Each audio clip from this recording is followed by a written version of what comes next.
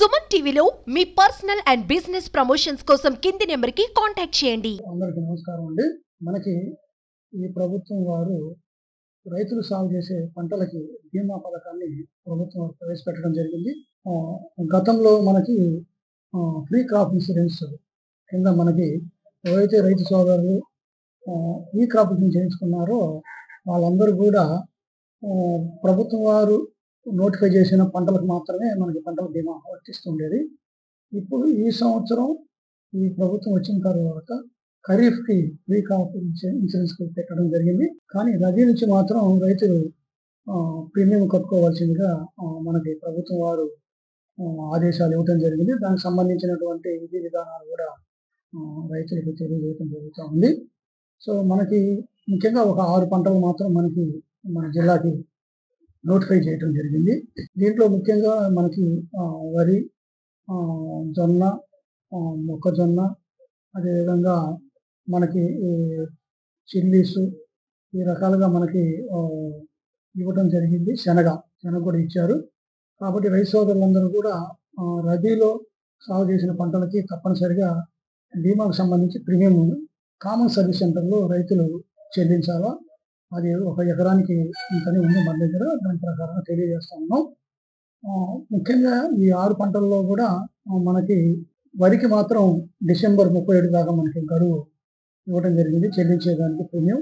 మిగతా పంటలన్నిటికీ కూడా డిసెంబర్ 15 మాత్రమే మనకి కట్ ఆఫ్ డేట్ ఇవ్వడం జరిగింది.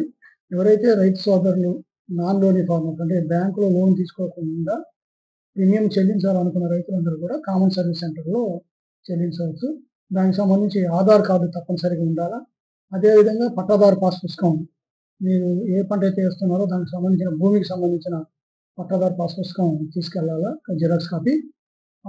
అదేవిధంగా ఎవరైతే మీకు కౌలుకు తీసుకున్నట్లయితే కౌలు కార్డులు కూడా మనం కాపీ తీసుకొని పోవాలా.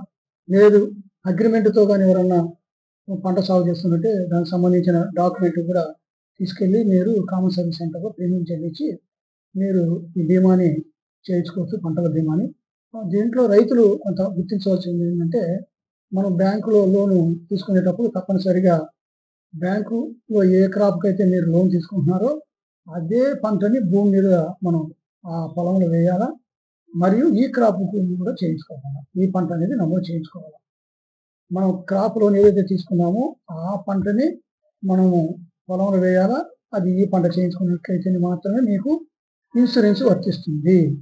బ్యాంకులో లోనుకి ఒక పంటకు తీసుకొని పొలంలో వేరే పంట కానీ వేసినట్లయితే మీకు బీమా వర్తించదు. కాబట్టి రైతు సోదరులందరూ కూడా ఇది తప్పనిసరిగా గమనించాలా.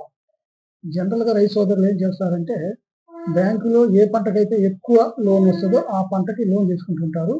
కానీ పొలంలో వేసేటప్పుడు మాత్రం వేరే పంటలు కూడా వేసుకునేదానికి అవకాశం ఉంది జనరల్గా. కాబట్టి ఇప్పుడు ఇచ్చినటువంటి విధి విధానాల ప్రకారంగా తప్పనిసరిగా మనం ఏ పంటకైతే లోన్ తీసుకున్నామో అదే పంటని భూమి మీద వేయాలా. ఈ పంట కూడా చేయించుకొని ఉండాలా. అదేవిధంగా నాన్ లోన్ ఫార్మర్స్ అందరూ కూడా కామన్ సర్వీస్ సెంటర్లోకి వెళ్ళి మీరు ఈ బీమా ప్రీమియం కట్టుకోవాలా. రెండవది, దానికి సంబంధించి సపరేట్గా మీరు ఏమి వాళ్ళకి సర్వీస్ ఛార్జీలు చెల్లించవలసిన అవసరం లేదు. ప్రభుత్వం వారే చెల్లిస్తుంది.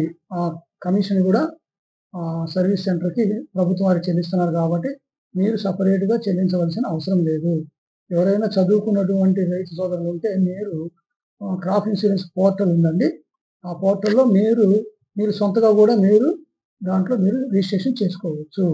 కాబట్టి ఈ అవకాశాన్ని రైతు సోదరులందరూ కూడా ఉపయోగించుకోవాల్సిందిగా తెలియజేస్తున్నా.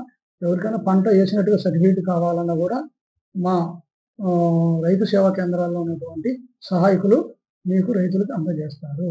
కాబట్టి అది తప్పనిసరిగా తీసుకొని మీరు వెళ్ళి మీరు కామన్ సర్వీస్ సెంటర్లో మీరు ఇన్సూరెన్స్ చేయించుకోవాలా. రెండోది, తప్పనిసరిగా ఈ పంటలో అదే పంట వేసి ఉండాలా. ఇది మాత్రం తప్పనిసరిగా జాగ్రత్త తీసుకోండి.